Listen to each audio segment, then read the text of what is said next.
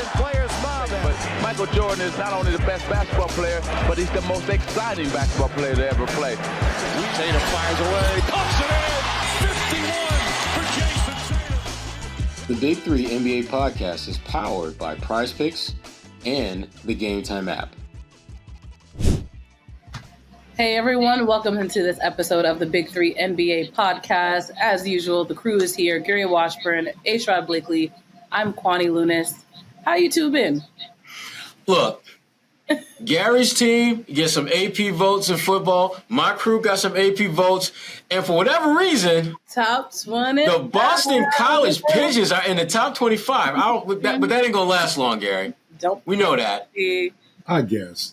All I know is, does Syracuse ever play a game outside that damn dome? Every time I look, like, Syracuse don't play no road games. They don't play away games. They don't play road games. Look, don't be mad because folks want to come to our crib and catch that L. Yeah. Don't be mad. Yeah. Georgia Tech, come on up from the ATL. We got something for that. We got y'all. We rolling. That's the story he's sticking to. We got our exactly. That's the book that I'm reading right now. That's the book that I'm reading right now.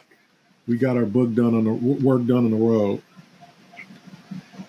That's all right. We'll see y'all. We'll see y'all in November. All right, moving on to, we're talking about books. Let's talk about Tatum's book. We mentioned it last week, but it's officially out. Did you get to read it? Baby Dunks a Lot. It's on Amazon. It's a picture book. I'm not going to lie. When I saw the title, and Gary, you kind of know where I'm going with this. Sir Mix-a-Lot? I thought of Sir Mix-a-Lot. See, I'm not too young to know that. And it may be a little uncomfortable when that was my first thought, but the book Dunk a Lot, Mix a Lot, it makes sense. No, I'm happy for Tatum that he's doing some things that are clearly different. I mean he's again, this is just another one of those. I'm more than just a basketball player, and it may seem like it's not that big a deal to most folks, but I mean this is a book where he's talking about some stuff that is very personal and it means a lot to him. I mean, we all know how important Deuce is and just being a basketball father is to Tatum. And this book kind of, gets into that a little bit, which I think is just real cool for him to kind of open himself up a little bit like that about something that clearly matters tremendously to him and just his overall being. Yeah, I think it's a good thing for him to venture out. Obviously, the headlines have not been in his favor since the Olympics in terms of all the controversy, but for him to pivot, go to China for 8 days, I think Shanghai, and do some promotional stuff for Jordan, brand there, and then kind of come back and now promo the book and, obviously a couple of weeks for training camp. I think it was good for him to get his mind off the Olympics and to kind of get his mind back on what matters, his family, and then obviously the Celtics season. And I think it's just cool for him to bond with his son. And obviously we know he's got another little one, that's here. We don't know a lot about that, but I think, it's a private situation for him, but he's become a dad again. So, and he's embraced that. And I think, his relationship with Deuce and kind of keeping Deuce around, obviously his career started. Deuce was born December of his rookie year, right? 2 months into his NBA career. So Deuce has been here for the whole ride. And I think it's awesome for Deuce to be able to start enjoying and remembering what his dad does. And he's got plenty of time left. I think a lot of guys, and I think I remember Al saying that about his son, Ian, Al Horford, is like, it's cool to have your son or your daughter remember what daddy did and what his career was like, as opposed to, having him born after, like, later in your career where you don't remember what daddy did. Daddy's old. I don't remember. I wasn't around. Now, Deuce can almost enjoy his remembers. I'm sure he doesn't remember the early years, but his whole dad's career. Mm-hmm. And I think this is a part of their development. Their growth. I think Deuce will be 7 coming up in December. So I think it's a great. That's crazy. I think it's a great thing for Jayson to be able to do this and to embrace fatherhood. And I think that's the important thing that, a lot of professional athletes get bad rap, sometimes justifiably, for not being great fathers or having a bunch of kids and a bunch of mothers and all that. And you heard about it, Cam Newton, since, what he's doing. And you hear those stories and you see that. But for him, Jayson, to be a dedicated dad is something that's probably the best thing about him. The best thing that you could, the best thing you could do is be a dedicated parent and be a great parent. And he's an all-star at that. Absolutely. So on the topic of books, we're going to play a quick game of pick and roll, and I'm going to name a type of book, a genre of book, and you're going to explain which Celtic would be most likely to write that genre and why. Are y'all ready? Let's go. This requires Gary. This requires some advanced level brain cells go to work, man. This ain't about like points, rebounds, and assists. This is in your wheelhouse, Gary. You should kill me in this. Yeah, this will be great. We'll see. Wait. So the first genre is mystery. Gary? I'll go first because Gary's trying to process this one. I would say the player that I would put in that category is Porzingis. Kristaps is a guy who you look at the talent, you look at the skills, and for up until he came to Boston, there seemed to be something missing, something just not quite, somewhat mysterious about why this guy is not one of the top tier players. And it seemed like the only thing that he needed to be unlocked, the greatness in him, was to just be around better players. I mean, his numbers were incredibly efficient in the games that he played, and his impact was undeniable. And to his credit, he missed some games in the playoffs, but he was big money when they needed him in the playoffs. There's certain matchups that they clearly benefited from his presence, and he showed up for those. So I would say if we were talking about who would be the mystery novel-esque on this team, I would say it's Kristaps Porzingis. Okay. So who would write a mystery novel on the Celtics? If there's let's try this one more time. Kwani, I'm going to put the cookies on the bottom shelf for Gary. Gary, if a player, was the subject of a genre of books like mystery, who would be the subject? Who would make a good? I interpreted it. Y'all ain't even got this right. Me. See, you and Kwani. I was thinking the person that will write the book. They would be writing a book about themselves. Oh, okay. That's a lot, but okay, we get it. Huh? Okay. Autobiographical mystery book. That's why we can't have nice. That's why we can't have nice. This is why everyone can't go to Syracuse. I know. This is why everyone can't go to Syracuse. You didn't see that one coming. This is brutal. Would it be Tatum and why he didn't play in the Olympics? The mystery. Yeah, that could be one. That'd be a good one, Kwani. The mysteries and petties. I think it would be Jaylen Brown because he's just so much about Jaylen that we don't know in terms of just kind of what makes him tick. Some of the things that motivates him off the floor. He keeps his personal. And as we talked about, Jayson, a very public guy. You see him at the private events. public figure for sure. Yeah, you see him at the events. You see him, and with Jaylen, we're just seeing kind of like his relationship with Kaiser Gondrzak, and we're just starting to kind of see Jaylen open up a little bit. But there's definitely a mystery to Jaylen, and I think he likes it like that, which is fine. Things that we don't know about him off the floor, he keeps it to himself. Where he's going, he documents stuff on social media and things like that. But I think that there's something to Jaylen that the Celtic fans really still don't know yet, and may want to know and may never ever know. Just like I think kind of a Kevin Garnett, like you never really saw Kevin publicly in anything. Kevin was, you never saw him out and about. And I think Dan Shaughnessy, a great Globe comment, said, like, I've never seen a more mysterious 6-7 foot black man in Boston. Like, you don't see him around. You don't, you see him at the arena and he's going playing like a maniac, and then he goes back to his cave, and then you don't see nothing. So that's Jaylen's favorite former Celtic too. I think it's a level of mystery to Jaylen.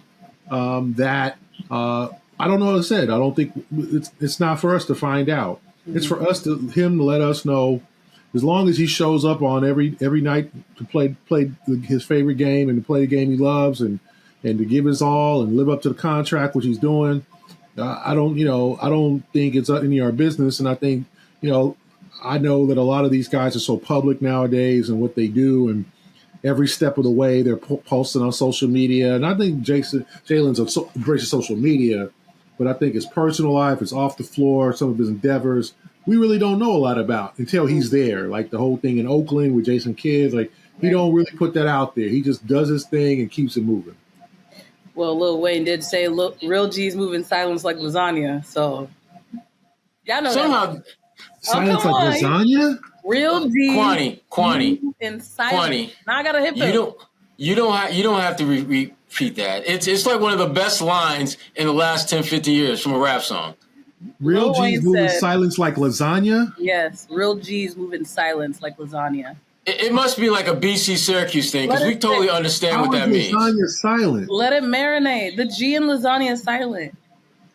Oh, God. Oh. Real G's move in silent. Like people, it could be like a Caribbean thing. Oh, no. Kwani. It is a know the music of the moment thing. No, but I'm adding the context of like, when, like I was raised to like, don't tell people your plans before you do it. Don't bail him out. You just kind of do it. Don't bail him out. Let him drink his fruit punch. I was giving more context. Let him drink his fruit punch in peace. Don't bail him out on that. All right, Gary. Okay, that was G and very Gary is not creative. silent.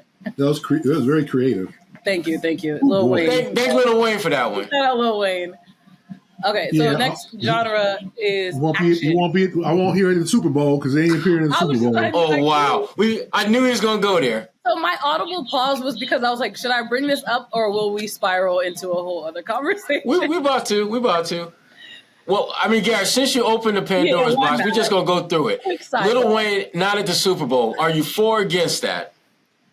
I'm not mad. I'm not mad.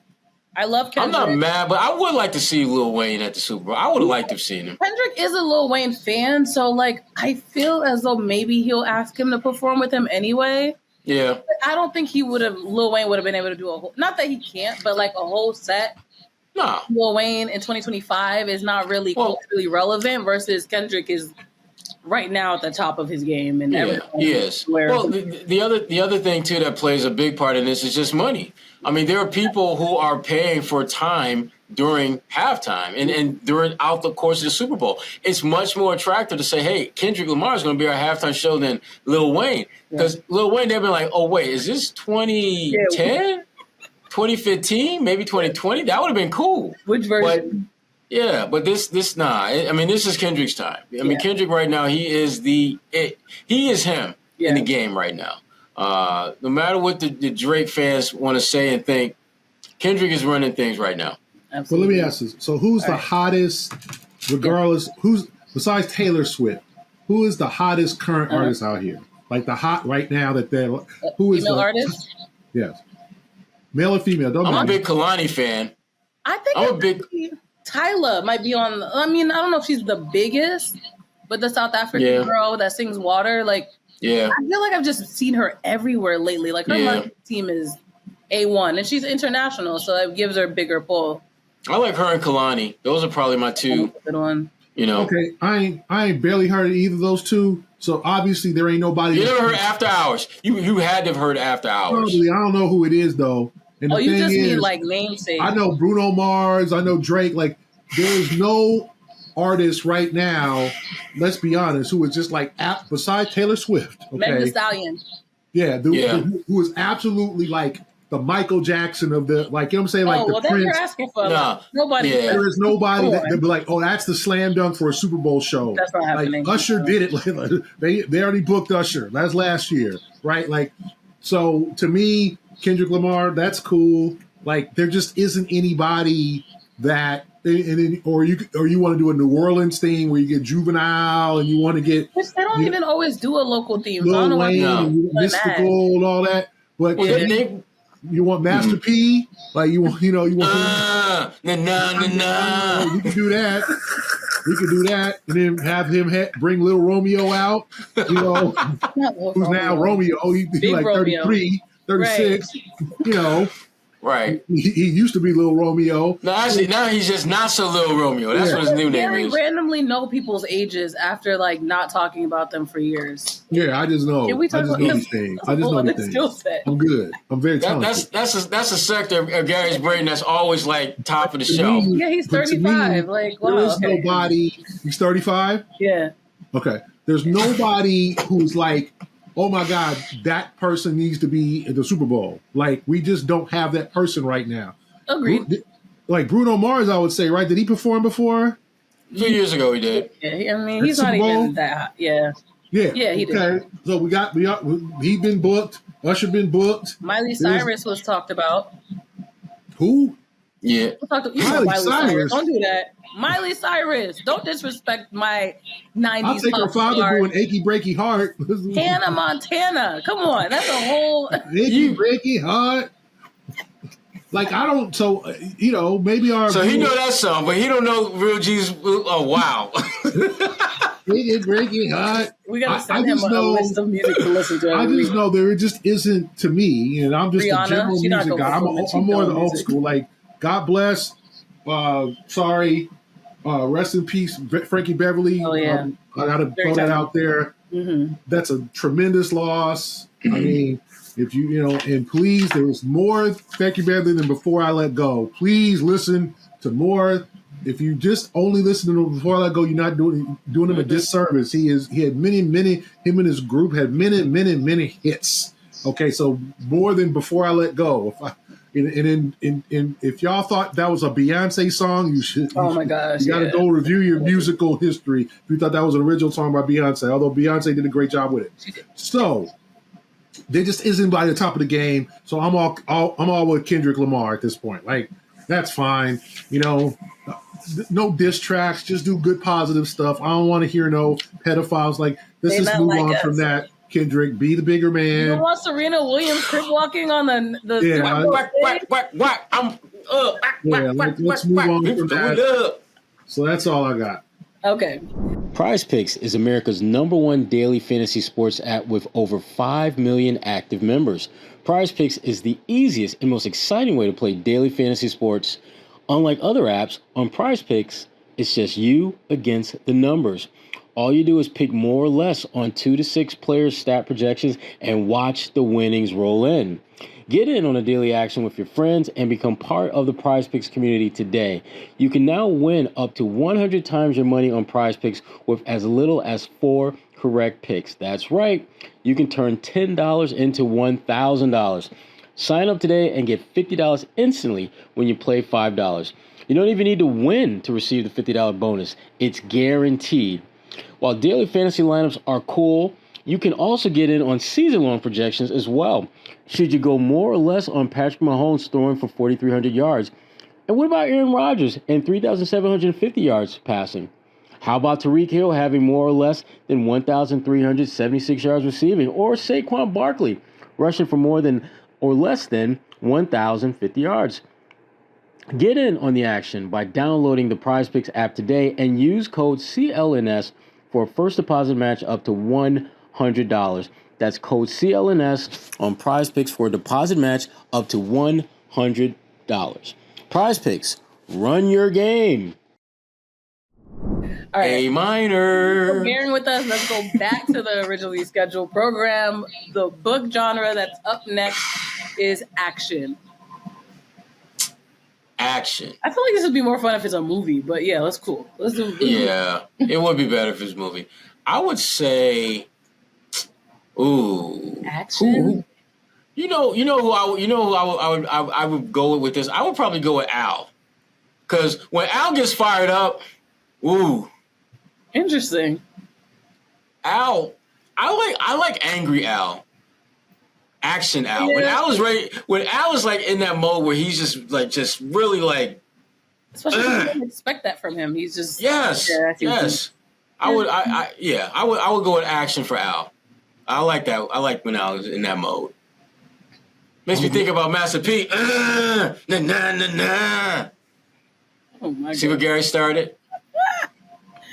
Anyway, I'd go with Peyton Pritchard because every time he's on the floor, there's always some action happening. A half-court shot, a rebound, put back. He's showing his toughness. He's always in the middle of everything. So, like, literally, that's my action guy because when he gets in the game, it's exciting.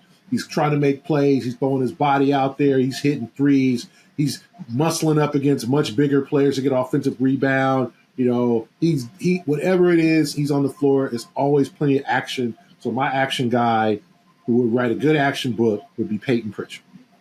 Okay. We like it. Up next, romance. Oh, that's easy. Jayson Tatum. Everybody loves Jayson Tatum. And LMA boot up. And Buddha. See? Yeah, exactly. See. We got backup dancers. I got you. Look, no, Jayson Tatum. I mean, everyone loves Jayson Tatum, and there's a lot to love about Jayson Tatum. When you look at one, he's got a championship now. He's got more money than he's ever going to be able. He's got multi generational wealth. Mm-hmm. And you just statistically speaking, he's on track to be the greatest Celtic ever. I mean, he's still got to rack up some more championships, but statistically speaking, he's going to be, among the greats all time. And the crazy part is the dude's 26 now? So he's still got, in theory, another decade of balling out. And I don't think there's any doubt that at the pace that he's going to break and own damn near every record, offensively speaking, in Celtics lore. So there's a lot to love when you got a guy that young making that kind of impact. Derek White would be a good one. The way the city fell in love with him. They did. That moment and the movie changes. The book and changes. When he cut it all off and came over. That's true. That's a good point. He fell in love with himself and the city followed. Oh, look at that. Look at Kwani with the lyric. Well, Okay. I'm just See, Gary's just like, what did I walk in the middle of? What's yours, Gary? I'm going to say Drew Holiday because Drew Holiday gave up, when his wife had cancer and a tumor and she was pregnant, he gave up his he sat out until she was healthy. He left the New Orleans Pelicans. And just his whole, that whole thing, that dedication to love, his dedication to his wife, his family, getting to know Drew, just such a family man. Mm-hmm. And it's just and not even romance, but just love. Like you see his parents at the game. You saw his parents at the finals. I mean, just the kind of the family that you would draw on paper that you only see on the Brady Bunch or, because I don't know no close family shows, since the Brady Bunch or Cosby's? Yeah, I don't like to mention the Cosby, although that's an example. But yeah, there's been some things off the floor with the Hugleys? The Hugleys. Bel Air, the spinoff of Fresh Prince. Not the Bel Airs, no, not the Newbanks family. You don't like the Newbanks. Living single? Oh, never mind. Anyway, so I think Drew Holiday is just the man that gave up his career for a while for his wife, and you can see them courtside at the games and their kids, and just a lovely family. And that's why I learned to, didn't know Drew very much before he got here, but just learning about his dedication, his faith, his family, just he would be a slam dunk for a romance or just a love, because that's kind of how you do it. It's the example, like I said, Jason's example of a great father, Drew's example of a great family man. And it's wonderful to see. I like these. All right. Okay. Look at us. The final one is academic textbook. Who the brainy one? Who the brainy one? Y'all gonna say Jalen? That's what I would say. Just because that's Jalen. I mean, he would write about the education system. He totally would. He absolutely would be that guy. And that's one of the things I've always liked about Jalen.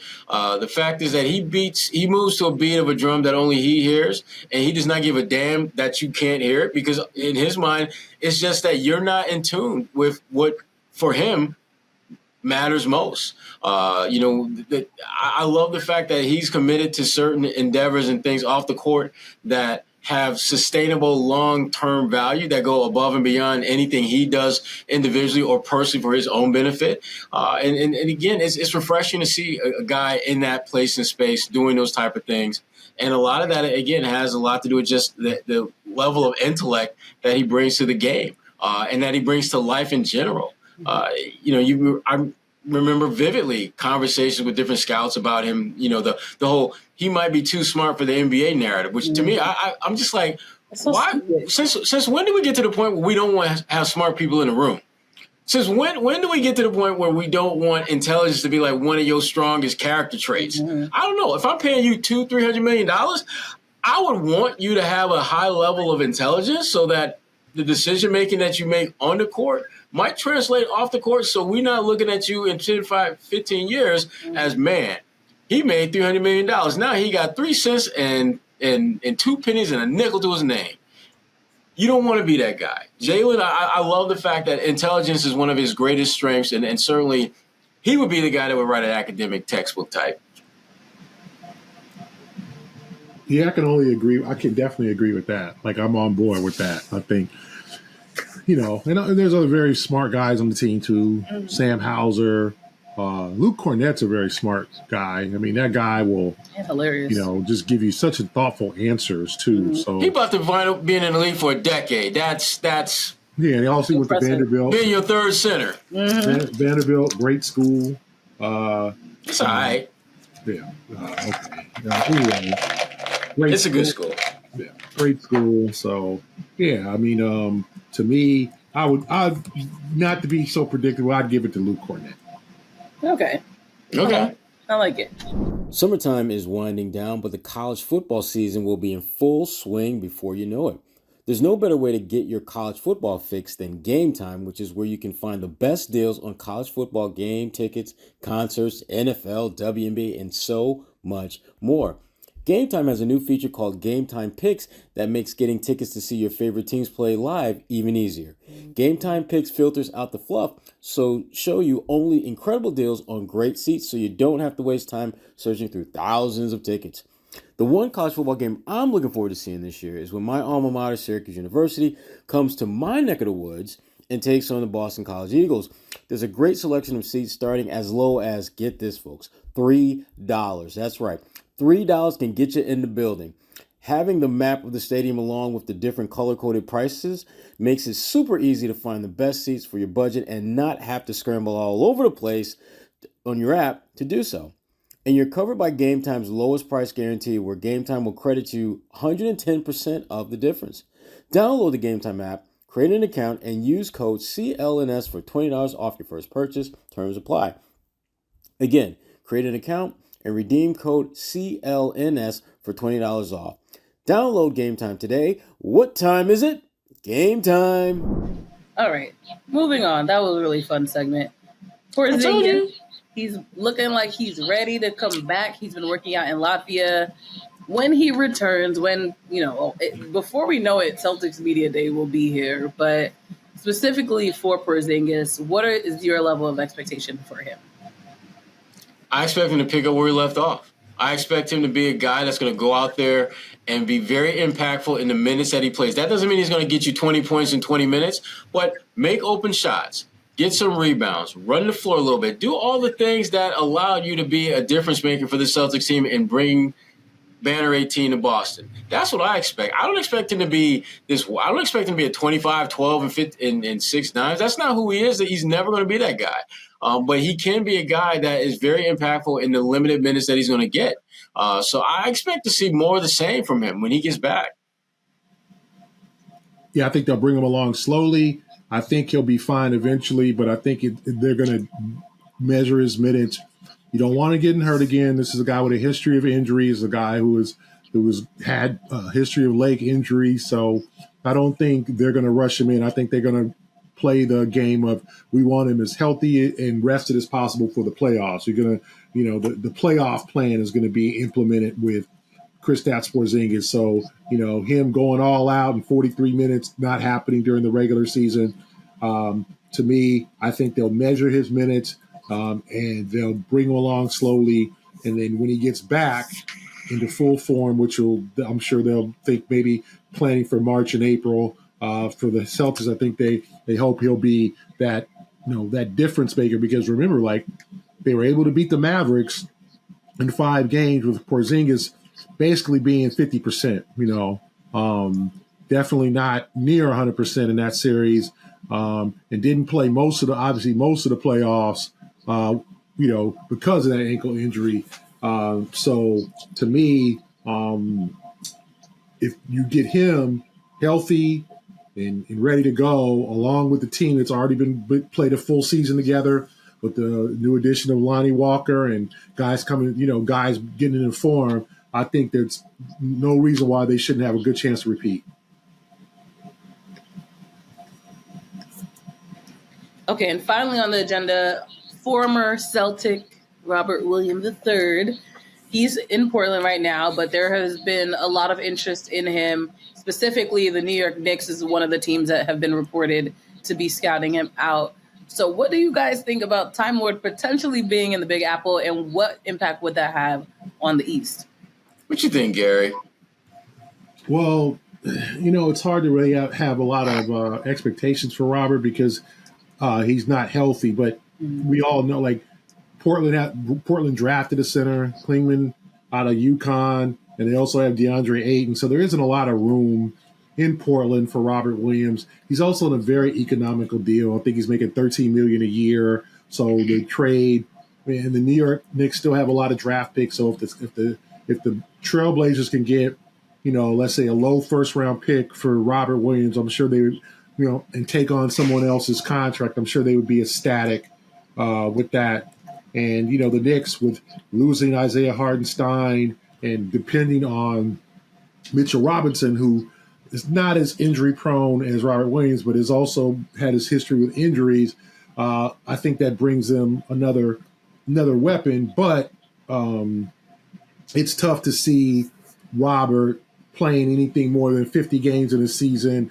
Like, he has not played a full season in his career. It's hard to see him being a major contributor for the Knicks. Like, just, because of his injury history, I think he's got to prove that he can stay healthy. He's still obviously 26 years old, almost. I think he's going to be 27. And he's got to prove that he can stay on the floor. And I don't know if playing in New York under Tibbs, who pushes his guys hard, is the right move for him or for the Knicks, because there's going to be a lot demanded for him playing in New York. So not sure if that's the best place for him, but he needs some place to prove that he can stay on the floor, and let's see if he's healthy. Yeah, I mean, for him, bad situation. For the Knicks, great, would be a great addition. You're talking about a guy who can be a tremendous difference maker for a team that is built to be more versatile defensively. When you look at the guys they've added, you look at with Bridges and obviously the guys that they got there that they were able to re-sign. And he feels a void there. When you, as you mentioned, with Hartenstein, leaving, they need someone who can man that middle and give them some production at both ends of the floor, but most important, can make an impact. But I don't think it's going to go down just because I think that Portland will probably get, a better deal elsewhere because they're going to want something in return. And the Knicks, I just don't think are willing to part with the kind of talent that would allow them to bring him in and lose some talent and still feel that they're going to be better overall. Because the point that Gary made that I think is really the most important part about any conversation with Robert Williams is his health. He has shown consistently that he cannot stay on the floor. And you're a little bit leery of providing actual, people power, people talent to the equation of a trade when you're getting a guy back there who's probably not even going to give you half a season. And so it becomes a little bit complicated in that regard. Now, if the Knicks are going to front load it with a bunch of picks, like if the Knicks said we'll give you like 3 first-round picks and maybe 1 or 2 protected for him, hell yeah, you take that deal if you're Portland. But I don't think New York is willing to give up those type of assets because, again, Rob is a wild card on any team he plays for. He's that one guy that if he can string together, like in the playoffs, 10, 12, 15 straight games where he's healthy enough to play, you could, in theory, win all of them if he's able to play 15, 20, 25 minutes a game because he's that big a difference maker in limited quantity of minutes. But that doesn't happen. That hasn't happened up to this point. I don't know if it'll happen going forward. I wish it did because I would love to see what a full season of Robert Williams III looked like. I think that's an all-star caliber type player, to be honest with you, if he could play a full season. But I just don't see it happening. But the New York Knicks, they're going to be one of the teams that will certainly be inquiring about him because of the need and because they've got the assets to pull something like that off in theory. But I think he absolutely needs to find a place that is going to not just allow him to play, but just embrace the fact that he ain't going to play 60, 70 games. He needs to be on a team that is kind of built where he's like maybe the second or possibly third center. Boston ain't going to happen just because of where they are with the whole second apron status. It's just not going to happen. But there are enough teams that have enough flexibility to bring him in and get something of value out of him. It's just a matter of just Portland figuring out what's the best situation. And I hate it because, it's another blow to my boy Chauncey. That team's not going to be better by trading Robert Williams away. And that's the one thing that they need. They need to improve. Otherwise, my guy ain't going to be there much longer. So, is there a team you have in mind for Robert Williams III specifically right now? I don't. I just think that with him, it's not even so much about the team, but just him staying healthy. Because no matter where he goes, he's going to play if he's healthy. Mm-hmm. It's just a matter of how much can he play and how healthy is he going to be after he starts playing. Mm-hmm. That's the big issue and concern with Robert Williams III. All right. Yeah, I mean. Yeah. Do you agree? I wish the best for him, and I said, I think the best situation is a situation where there's not a lot of pressure on him and he can play. So it would be basically playing for a bad team. I don't think Charlotte. Yeah, I don't think the New York Knicks are, there's going to be expectations, and I just don't think that's the right place at this point in his career, especially pairing with Mitchell Robinson, another guy who has injury history. Yeah. That makes sense. Facts. Yeah. Well, that's all we had on the agenda for this week. Hold up. I wanted to the book is out. It's here. It's a hard The book is here. Boston Celtics, an illustrated timeline. If you look, history of kind of just history of the franchise here. Just all nice. Of the stuff that's going on. Gary, did you take those black and white pictures yourself? Yep, I was there. That was good. From my friend Don Nelson. We'll go forward. Red. And then obviously we get into more of the current times with Jayson here and, our friend Terry Rozier all the way. My boy T. Rose. Terry. If you're like, well, does it include the championship? Well, our friend Chris Stapps. And then here it is, the championship finally. Wow. They grew up so fast. So it includes all the way until the championship. Today. All the way from the beginning in 1946 when they were the member of the Basketball Association of America. All the good things. The first black starting five, the drafting of the great Chuck Cooper, the draft night trade for Bill Russell. Remember, Bill Russell was not drafted by the Celtics. He was acquired by the Celtics on draft night from the St. Louis Hawks. Those little nuggets. So if you are not as familiar with the history of the Celtics and you're a young fan, it's a great way to learn about the 50s, the 60s, the 70s, the 80s, and the 90s. Some of the tough times are in there too. The passing Lynn Bias, the Reggie Lewis, some of the down years, and then the rise back up all the way until Banner 18. So it's on Amazon. It's called Boston Celtics History Time. It's a hardcover book, so high, coffee table. Okay. Book, yeah. An illustrated so hopefully timeline. You guys will enjoy it, and it's hopefully fans will be able to learn more about one of the great franchises of all time. And it's got amazing pictures of people that you probably haven't seen or don't remember what they look like, or if you don't have, YouTube, or you're not looking at YouTube, or greats like JoJo White, Sam Jones, Casey Jones, people that you heard their name. This book tells you more about them and how they got to the Celtics and what their impact on the Celtics was to continue that franchise tradition. So hopefully you guys go out there and buy it and enjoy it. It's something I put a lot into, and as I said, I would not give Celtic fans anything short of my best. And if you're on September 30th, that's a Monday at 6:30, Gary will actually be at WBER's City Space. That's on Comm Ave in Boston. You can go there. It's right around the corner from me. 5:30. Sherrod's actually buying my ticket with a discount. You didn't know this. Did you know this? You're buying my ticket? Cool. But we're going to sit there front row and watch Gary talk about this book. So y'all better be there too. That's right. Can't wait for you to talk about Dave Bing and Sherman Douglas and all the great Syracuse players that spent some time in Boston. Gosh, he always finds a way to focused on. That's what I focused on. There's actually one chapter that just says "Seeing Orange," and it's all the Celtics. Yeah, all the Fab Melo, all the great, all the Syracuse greats. Why you had to bring Fab into this? God bless for Fab, but yeah, all the greats. My man. All right. That being said, all right, Queen Kwani. Look, I'm here. Get the book, like we said, and support Gary. We'll all be supporting as well. That's all for this week's episode of the Big Three NBA podcast. So much to talk about next week as we ramp up towards Media Day and, of course, preseason workouts as well. So thank you all for listening, and we'll be back.